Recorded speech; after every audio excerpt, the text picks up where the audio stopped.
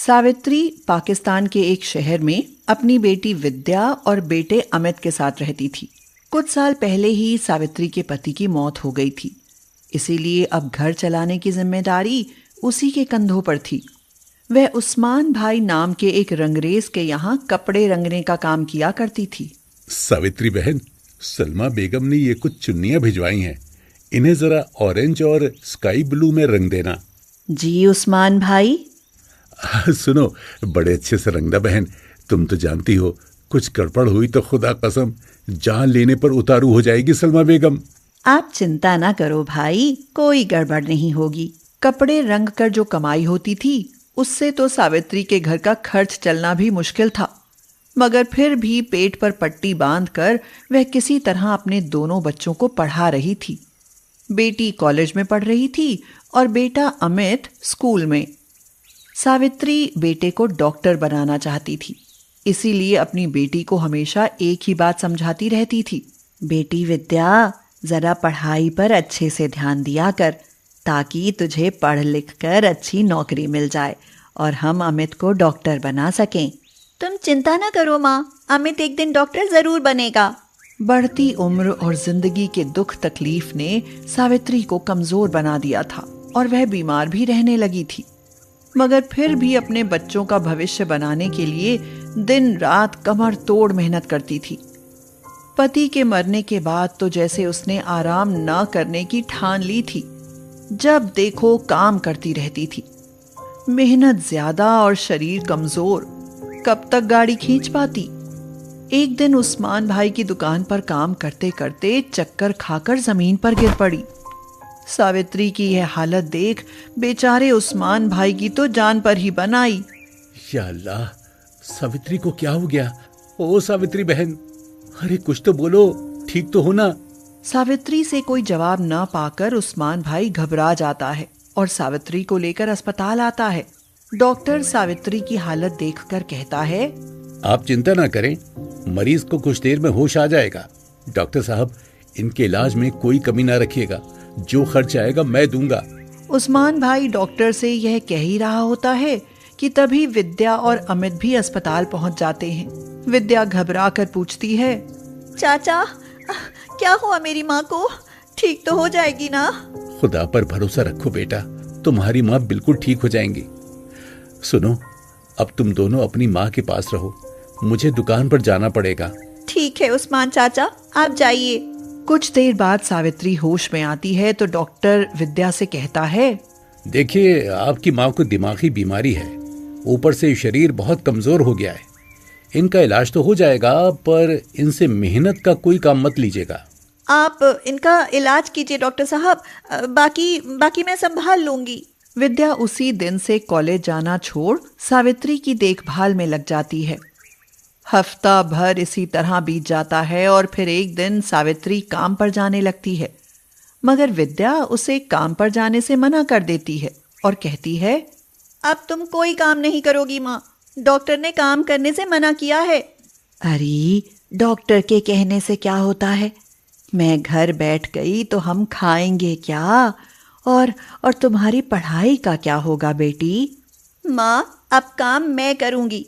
शायद भगवान ने मेरी किस्मत में आगे पढ़ना नहीं लिखा है। यह सुनकर तो जैसे सावित्री पर दुख का पहाड़ ही टूट पड़ता है। उसकी आंखें छलक आती हैं और वह चुनरी के पल्लू से अपने आंसू पोंछते हुए कहती है, लगता है अमित को डॉक्टर बनाने का मेरा सपना अधूरा रह जाएगा। तुम्हारा सपना अधूरा नहीं रहेगा माँ, मुझ पर भरोसा रखो, मैं अपने भाई को डॉक्टर जरूर बनाऊंगी। अरे रहने दे बेटी, तू पढ़ाई छोड़कर छोटी मोटी नौकरी कर भी लेगी तो भी कुछ नहीं हो पाएगा। विद्या अपनी कॉलेज की पढ़ाई बीच में ही छोड़ देती है और नौकरी की तलाश करने लगती है। सुबह घर से निकलती और शाम होने पर थकी हारी घर लौटती। क्यों बेटी, कहीं कोई नौकरी मिली क्या? अभी तो नहीं मिली माँ, पर घर के हालात तो दिन पर दिन खराब होते जा रहे हैं। कहो तो मैं ही काम कर लूं, उस्मान भाई मना नहीं करेंगे। तुम्हें तो मैं काम करने ही नहीं दूंगी माँ, काम तो अब मैं ही करूंगी। हाँ, भले कपड़े रंगने का काम ही क्यों ना करना पड़े। कपड़े रंगने का काम तो मैंने तुझे सिखा ही रखा है। मेरी माने तो तू कल से ही उस्मान भाई की दुकान जाना शुरू कर दे। विद्या अगले ही दिन से उस्मान भाई की दुकान पर कपड़े रंगने का काम करने लगती है। इस काम से उसके परिवार की रोटी तो अच्छे से चलने लगती है, पर भाई को डॉक्टर बनाने की बात सोचकर विद्या अक्सर परेशान रहती है और सोचती है, मेरी पढ़ाई तो गई सो गई, पर भाई की तो करानी है। माँ ने उसे डॉक्टर बनाने का सपना देखा है। माँ का सपना कैसे पूरा करूं? विद्या सोते जागते और खाते पीते बस इसी बारे में सोचती रहती है, पर उसे इस समस्या का हल नजर नहीं आता। एक दिन वह बाजार जाती है तो उसे शकीना मिल जाती है। शकीना विद्या की कॉलेज की फ्रेंड थी। शकीना विद्या से मिलकर बहुत खुश होती है और उससे कहती है, विद्या, अम्मी तुम्हें बहुत याद करती हैं, एक बार चलकर मिल लो ना। हाँ चलो, मिल लेती हूँ, इस बहाने तुम्हारे साथ बैठने का मौका भी मिल जाएगा। विद्या शकीना के घर जाती है तो शकीना की अम्मी खुश होते हुए कहती हैं, विद्या बेटी, तुम्हारे हाथ के बने वड़ा पाव खाने का बड़ा मन है। मन तो मेरा भी है चाची, तो फिर इंतजार किस बात का, चलो किचन में घुस जाते हैं। हाँ हाँ चलो। यह कहकर शकीना और विद्या रसोई घर में जाती हैं और विद्या उन सब के लिए वड़ा पाव और चटनी बनाती है। सब बड़े चाव से वड़ा पाव खाने लगते हैं।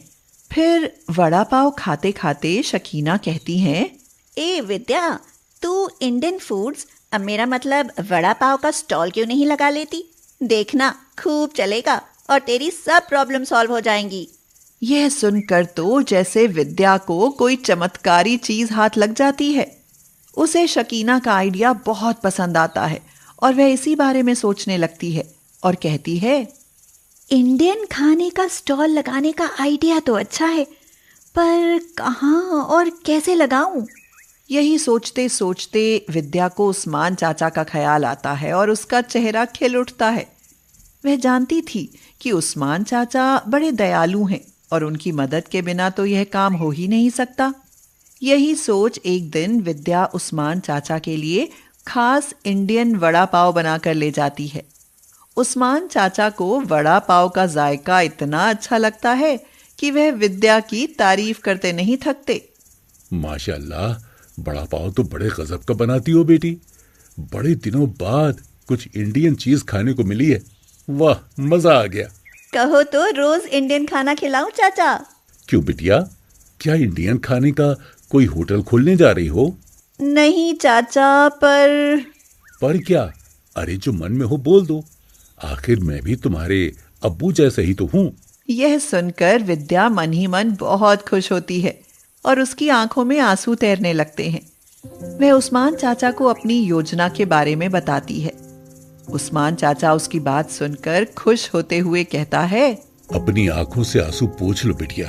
अगर तुम्हारी यही इच्छा है तो हमारी दुकान के बगल में लगा लो स्टॉल। जितना पैसा चाहिए मैं दूंगा, फिर काम चलने पर तुम धीरे धीरे चुकाती रहना।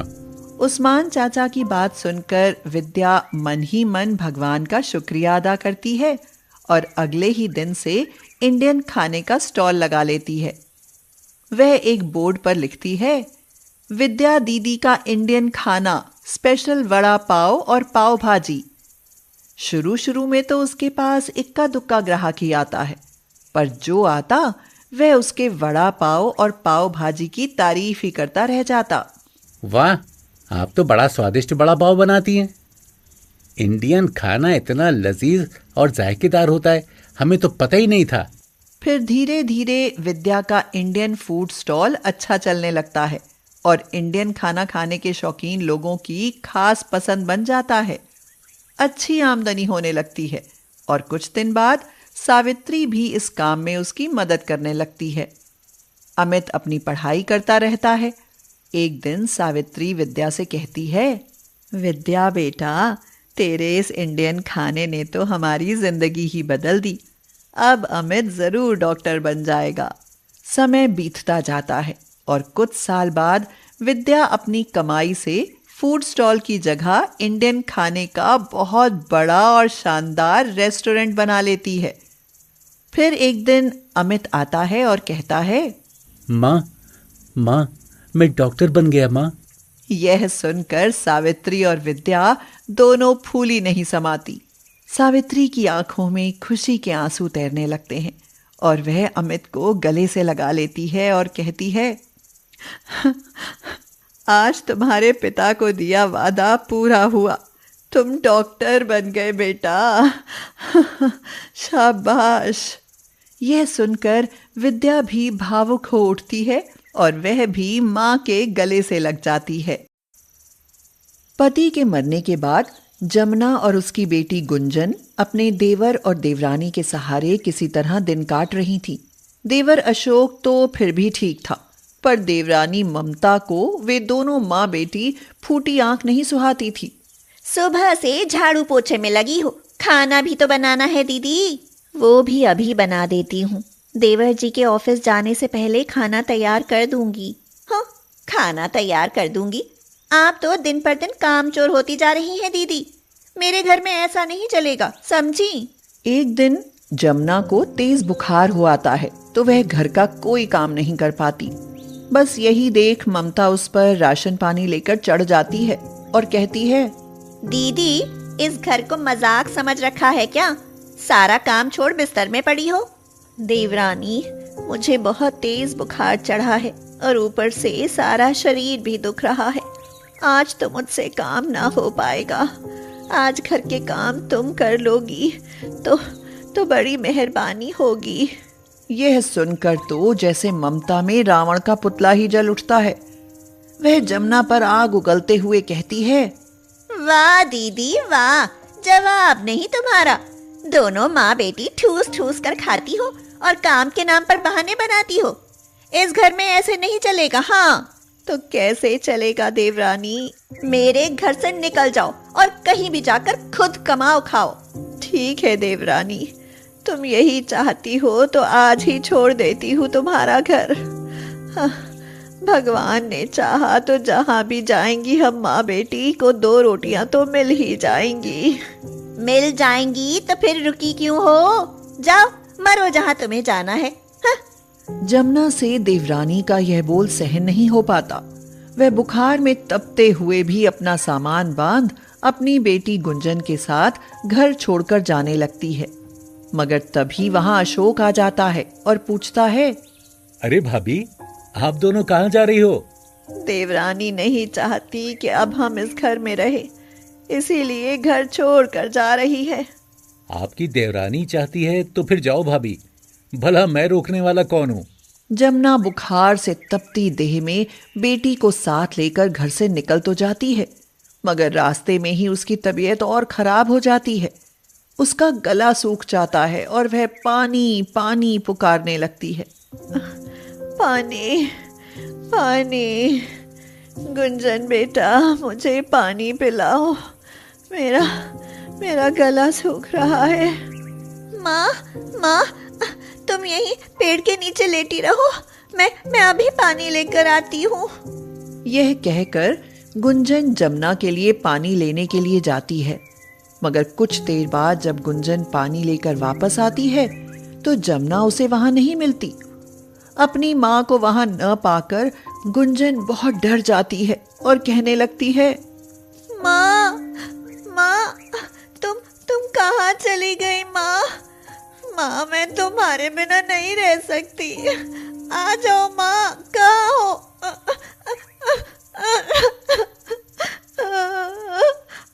यह कहकर गुंजन फूट फूट कर रोने लगती है और रोते रोते सोचती है, माँ तो पता नहीं कहाँ चली गई, अब क्या करूं, कहाँ ढूंढूं माँ को। गुंजन रोते रोते जमुना को ढूंढने लगती है और सबसे पूछती है, बाबूजी, क्या आपने मेरी माँ को देखा?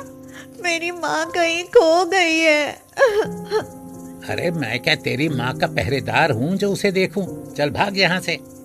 गुंजन डर कर बोली, हाँ, जाती हूँ बाबूजी, जाती हूँ। गुंजन अपनी माँ को काफी देर तक ढूंढती रहती है, मगर उसे जमुना कहीं नहीं मिलती तो हार कर वह वापस अपने चाचा के घर लौट आती है। मुझे तो पहले से ही शक था कि उसका अपनी बच्ची में भी मोह नहीं है। कुलच्छनी जरूर किसी यार के साथ भाग गई होगी। ममता, जमुना हमारी भाभी है, उसके बारे में ऐसा घटिया मत सोचो प्लीज। कोई और वजह भी तो हो सकती है ना। वजह कोई भी हो अशोक, पर इस गुंजन को तो हमारी छाती पर मूंग दलने के लिए छोड़ ही गई ना। लड़की है, 2 रोटी खाएगी तो घर के काम में हाथ भी बटाएगी, इसलिए ज्यादा मत सोचो। चाची के पास वापस लौट कर आने पर तो जैसे गुंजन के ग्रह ही चढ़ जाते हैं। चाची उसे दिन रात काम में जुटाई रखती और अपने बच्चों मिंटू और पिंकी का जूठा बचा खुचा खाना खाने को देती। यह देख गुंजन को घिन होने लगती। वह कहती, चाची, मैं मिंटू और पिंकी की थालियों में बचा जूठा खाना नहीं खाऊंगी। तेरी क्या मजाल जो ना खाए, तुझे मेरे बच्चों का जूठा खाना ही मिलेगा। चुपचाप से खा, नहीं तो इतना मारूंगी कि कई दिन सुबकती रहेगी, समझी? मैं नहीं खाऊंगी चाची। अच्छा, नहीं खाएगी? ठहर, तू ऐसे नहीं मानेगी। ऐसा कहकर ममता गुंजन को पीटना शुरू कर देती है। मत मारो चाची, बहुत दर्द होता है। मारो मारो माँ, हमें बड़ा मजा आ रहा है, मारो। तुझे इस घर में रहना है तो हमारा जूठा खाना ही खाना पड़ेगा। तू नौकरानी ही तो है हमारी। ममता गुंजन की खूब पिटाई करती है और बेचारी गरीब मासूम गुंजन रोती तड़पती रह जाती है और रोते हुए कहती है, मेरे बापू और माँ नहीं है ना, इसीलिए चाची मुझे बहुत मारती है और सबका जूठा खाना खिलाती है। पर तेरी माँ तो है, फिर तू उसके पास चली जाना, यहाँ रहती ही क्यों है? हाँ हाँ, चली जाऊंगी। देखना एक दिन मेरी माँ मुझे जरूर मिल जाएगी। समय बीतता जाता है और एक रविवार को पिंकी अपनी माँ से कहती है, माँ, मुझे लालीदा नूडल्स ढाबा पर नूडल्स खाना है। मेरे सब दोस्त उस ढाबे के नूडल्स की बहुत बड़ाई करते हैं। सुना तो मैंने भी है कि उस ढाबे पर जो नूडल्स मिलते हैं वैसे स्वादिष्ट नूडल्स तो पूरे शहर में कहीं नहीं मिलते। पापा से कहो ना मम्मी, हमें उस ढाबे पर नूडल्स खिला कर लाएं। ठीक है बच्चों, आज हम सब वहाँ नूडल्स खाने जरूर जाएंगे। ममता यह बात अशोक से कहती है तो वह भी तुरंत मान जाता है और कहता है, वहां नूडल्स खाने की तो मेरी भी बहुत इच्छा है ममता। चलो, आज मन बनी गया है तो वहां नूडल्स खाने जरूर जाएंगे। तभी गुंजन कहती है, चाचा, उस ढाबे पर नूडल्स खाने मैं भी जाऊंगी। तू नूडल्स खाकर क्या करेगी? घर पर ही रहना, समझी? अरे बच्ची है ममता, ये भी नूडल्स खाएगी, चलने दो ना। अशोक के ये कहने पर ममता किसी तरह चुप्पी साध लेती है। फिर वे सब अपनी गाड़ी में बैठकर जैसे ही गोकुल नूडल्स ढाबे पर जाती हैं तो वहां ग्राहकों की भीड़ देखकर हैरान रह जाते हैं सब। कसम टेस्टी वाले नूडल्स की लाले, हैरान क्यों होते हो? आओ आप बैठो, आपके लिए अभी मेज खाली करवा देता हूँ। क्यों, क्या आप इस ढाबे के मालिक हैं? कसम टेस्टी वाले नूडल्स की लाले, कुछ दिन पहले तक तो हम इसके मालिक हुआ करते थे, पर अब इसकी मालकिन हमारी बेटी जमुना है। जमुना का नाम सुनते ही गुंजन चौंक जाती है और कहती है, जमुना? क्या क्या मेरी माँ जमुना है बाबूजी? अरे कसम टेस्टी वाले नूडल्स की बिटिया, अगर तुम गुंजन हो तो इस ढाबे की मालकिन जमुना जरूर तुम्हारी माँ है। मैं गुंजन ही हूँ बाबूजी। तभी जमुना बाहर आती है तो गुंजन अपनी माँ को पहचान लेती है और भागकर जमुना से लिपट जाती है और कहती है, माँ, माँ, तुम यहाँ कैसे? और उस दिन तुम वहाँ पेड़ के नीचे क्यों नहीं मिली? बेटी, तेरे जाने के बाद मेरी तबीयत बहुत खराब हो गई थी और तभी, हाय, मर गई। भगवान मुझे बचा लो, मेरी बेटी को अनाथ मत होने दे भगवान। कसम टेस्टी वाली नूडल्स की बच्ची, तुम्हारी तबीयत तो बहुत खराब है, आओ चलो मेरे साथ। फिर कुंदन लाला मुझे अपने साथ ले आए। उनकी कोई संतान नहीं थी, इसीलिए उन्होंने मुझे अपनी बेटी बना लिया। फिर हमने तुझे बहुत ढूंढा पर तू कहीं नहीं मिली गुंजन। मैं चाचा के घर चली गई थी माँ, बस वही मैं ना सोच पाई मेरी बच्ची। यह कहकर जमुना ममता, अशोक और उनके बच्चों को अपने हाथों से नूडल्स बनाकर खिलाती है। भाभी, आप तो बड़े ही स्वादिष्ट नूडल्स बनाती हो। देवर जी, यह सब तो हमारे पिता समान कुंदन लाला की देन है। यह ना होते तो शायद आज मैं भी नहीं होती। दीदी, हो सके तो मुझे माफ करना। मुझे आज पता चल गया कि भगवान जिसका साथ दे, बंदा उसका क्या बिगाड़ ले। चलो, तुझे यह पता तो चल ही गया। यह सुनकर ममता अपने परिवार के साथ अपने घर लौट जाती है और जमुना और उसकी बेटी सुख से रहने लगती हैं।